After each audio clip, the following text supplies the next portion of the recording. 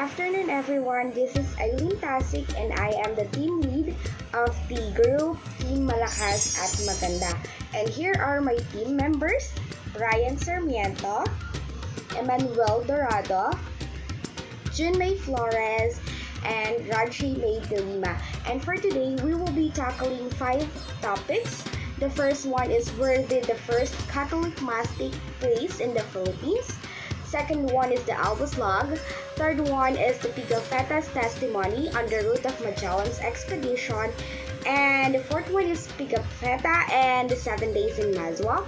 And last but not the least is the age of exploration. So let's go ahead and tackle this topic. Go on, Brian. Okay, where did the first Catholic Mass take place in the Philippines? Ang First Catholic Mass ay may dalawang side na pinangyarihan. Yung una ay sa Limasawa and it was held on March 31, 1521. And it was conducted by Father Pedro D. Valderrama along the shores of what was referred to in the journals of Antonio Pigafetta as Mazua and Southern Leyte. The other one is in Butuan. Butuan has also long been believed as the site of the first Mass. This has been the case for 3 centuries, culminating in the erection of a monument in 1872 near Agusan River, which commemorates the expedition arrival and celebration of Mass on April 8, 1521. And that's where the first Catholic Mass take place in the Philippines. Yeah.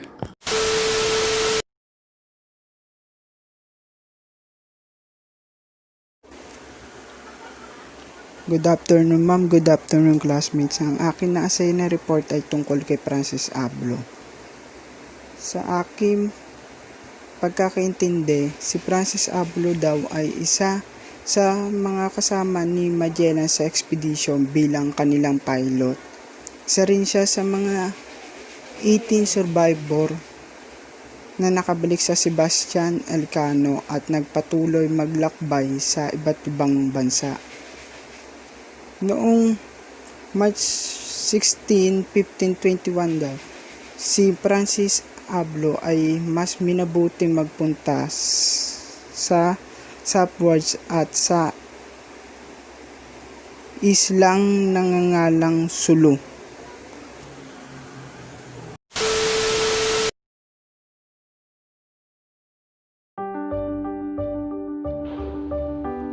Francisco Albo joined the Magellan expedition as a pilot in Magellan's flagship, Trinidad. He was one of the 18 survivors who returned with Sebastian Elcano on the Victoria after having circumnavigated the world. Albo began keeping his own diary, merely only a logbook, on the voyage out while they were sailing southward, and this is what happened. On March 16, 1521. We are heading northwest, sir. We are seeing an island. What is the name of this place? Does anyone know the name of the island? Yunaga, Captain. I don't think we need to stop there. Let's just go south. Heading southwards will lead us to the island named Suluan. Okay, let's go there. There, they saw some canoes, but these fled at the Spaniards' approach. We discovered that if we sail westward, we will reach an inhabited island named Gada. Inhabited? That's good. We could take some wood and water from there. They anchored in that island and get some supply of wood and water. After they have completed their needs, they sailed again towards another. We are now heading westwards, Captain. There's a large island there and it is called Ceylani. Yes, but others call it Leyte. I heard there are a lot of golds in that island. Sailing southwards along the coast of the large island of Ceylani, they turned southwest to a small island called Mazava. The people here are nice. We must plant a cross on the top of that mountain. Okay, Captain. Someone also told me that there are many golds in that mountain. He also told me that they are going to show us how to gather some golds. From Mazava, they sailed northwards again towards Ceylani. They followed the coast of Ceylani in a northwesterly direction, ascending up to 10 degrees of latitude, where they saw 3 small islands. We should rest for the night. We can drop by in any of those 3 islets. From there, they sailed westward some 10 leagues, and there they saw 3 islets where they dropped anchor for the night. The large island of Ceylani which they coasted is the island of Leyte. It is to be noted that Albo does not mention the first mast, but only the planting of the cross upon a mountain top, from which could be seen 3 islands to the west and southwest. This also fits the southern end of Limasawa.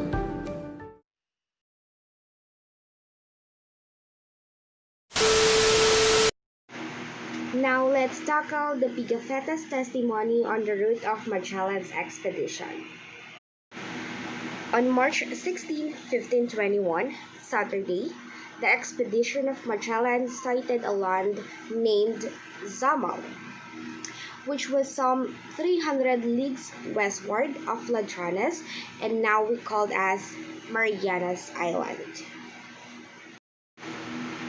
The following day, exactly March 17, 1521, and that was Sunday, pagtapos nilang makita ang Zamal Island, they landed on another island which was inhabited. And they set up 2 tents for the sick members. The name of that island is Humunu or Homonhon. And the place was located 10 degrees north latitude. And Homonhon Island is an island in the province of Eastern Samar. And on that same day, March 17, Magellan named the entire archipelago Islands of St. Lazarus because it was Lenten season that time. St. Lazarus is the subject of prominent sign of Jesus in the Gospel of John, in which Jesus restores him to life 4 days after his death. And Monday, March 18, in the afternoon of their second day on that island, they saw a boat coming towards them with 9 men in it. An exchange of gifts was effected. Magellan asked for food supplies and then men went away, promising to bring rice and other supplies in 4 days. There were 2 springs of water on that island of Homonhon where kung saan sila tumigil or kung saan sila tumigil on that island of Homonhon. And also they saw there some indications that there was a gold in these islands. So parang may nakikita silang indication na merong ginto dun sa island na yon. Consequently, Magellan renamed the island and called it the watering place of good omen. Yon, nirename niya yung island as watering place of good omen. And on Friday, March 22, at noon, the natives returned. Bumalik yung mga nangakong magbibigay ng rice. Diba kanina, as what I've said earlier, nangako silang magdadala ng rice and other supplies in 4 days. Yun, bumalik sila nung March 22, that was Friday. And then, Magellan's expedition stayed 8 days at Homonhon. So, 8 araw sila nagstay dun sa island na yon. From Sunday, March 17 to Monday of the following week. So, that was March 25. So, on that March 25, in the afternoon, tanghali, the expedition weighed an anchor and left the island of Homonhon. So, March 25, umalis sila Magellan dun sa island na Homonhon. In the ecclesiastical calendar, this day, March 25, was the Feast of the Incarnation, also called the Feast of Annunciation and therefore Our Lady's Day. On this day, as they were about to weigh an anchor, an accident happened to Pigafetta. He fell into the water but was rescued. So, nahulog siya pero naligtas din naman siya. He attributed his narrow escape from death as grace obtained through the intercession of Blessed Virgin Mary on her feast day. The route taken by the expedition after leaving Homonhon was toward the southwest, between four islands, namely Sinalo, Huninghan, Ibuson, Albarien. Very probably, Sinalo is a misspelling in the Italian manuscript of what Pigafetta in his map calls Ceylon and Albo calls Ceylani, namely the island of Leyte.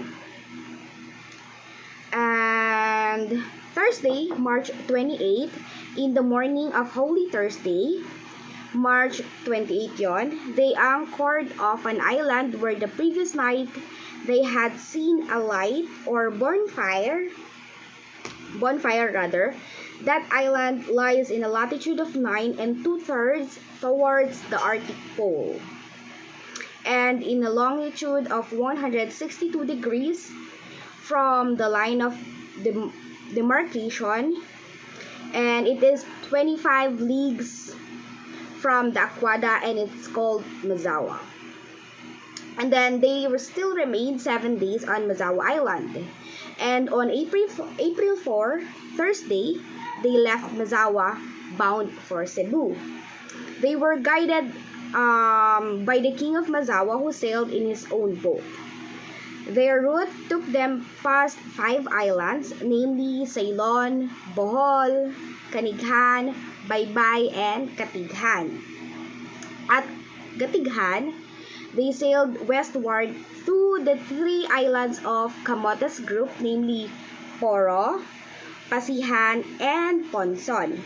Here, the Spanish ships stopped to allow the King Mazawa to catch up with them, since the Spanish ships were much faster than the native balanghay. Syempre, parang ano na yun, Spanish ships were much faster than the native balanghay kasi parang upgraded na yung Spanish ships diba? Kasi dun sa balanghay. And from the Camotes Islands, they sailed southwards towards Zubu. And on Sunday, April 7, at noon, they entered the harbor of Zubu, or the one that we call now Cebu. And it had taken them 3 days to negotiate the journey from the Mazawa northwards to the Camotes Islands and then southwards to Cebu. And it must be pointed out that both Albo and Pigafetta's testimonies coincide and corroborate each other. Pigafetta gave more details on what they did during their weekly stay at Mazawa. So after that, we will be tackling the next topic, which will be the 7 days in Mazawa, and it will be reported by Junmay Flores. Pigafetta and 7 days at Mazawa. On first day, Thursday of March 28th, they anchored near an island and a small boat with 8 natives. 8 natives na lahat nakatanggap ng trinkets or small jewelry galing kay Magellan. Makalipas ang 2 oras, 2 balangkay ang dumating, isa na sinasakyan ng hari. Inimbitahan ni Magellan ang mga sakay ng barko, ngunit nanatili ang hari sa kanyang barko. Sa tulong ng pagpapalitan ng regalo ni Magellan at ng hari, nung hapon ng araw na yon, the Spaniards anchored and came closer to shore near the native king's village. Sumunod na araw, Friday of March 29, nagpadala si Magellan ng kanyang interpreter patungo sa hari upang tanungin kung pwede ba siyang mag-provide ng food para sa expedition or journey ng hari. Bilang sagot, the king came with 6 or 8 of his men to Magellan's ships, and Magellan and the king embraced. After magpalitan ulit ng regalo ni Magellan at ng hari, bumalik na rin yung hari, pero ngayon kasama ng 2 tauhan ni Magellan, and kasama na doon si Pigafetta. Nung gabi nung March 29, kumain ng takipag-inuman si Pigafetta at ang kanyang kasamahan sa hari at sa kanyang anak. At sa sumunod na araw, March 30, bumalik na si Pigafetta at ang kanyang kasama sa kanilang barko. The day of the Mass, Sunday of March 31st, pinadala ni Magellan ang pari at ang kanyang mga tauhan upang maghanda para sa misa. Nung umaga rin na yon ay dumating si Magellan kasama ang 50 tauhan niya at pinagdiwang ang misa. Bumalik pansamantala si Magellan at ang mga Spaniards sa kanilang ships upang kumain at bumalik lamang nung hapon para magtanim sa summit ng pinakamataas na hill. Sa dalawang kaganapan nung araw na yon, which were the Mass and the planting, dumalo parehas ang hari ng Masawa at ang Butuan. Nung araw rin na yon, nagtanong si Magellan sa dalawang hari kung saang port dapat siya pumunta para makakuha siya ng mas madaming pagkain. Kaya nagpa siya yung hari ng Masawa na sasamahan niya si Magellan papuntang port ng Cebu. Pero kailangan muna nilang magdala ng harvest. So yung hari ng Masawa, tinanong niya si Magellan kung pwede siyang magpadala ng tauhan niya para tulungan yung hari sa pag-harvest. The next day, April 1st, they weren't able to harvest because the king of Masawa and Butuan were sleeping off dahil marami silang nainom nung nakaraang gabi. The next 2 days, April 2nd and 3rd, saka lang sila nakapag-harvest, and in April 4th, saka lang umalis ang hari ng Masawa kasama si Magellan patungong Cebu.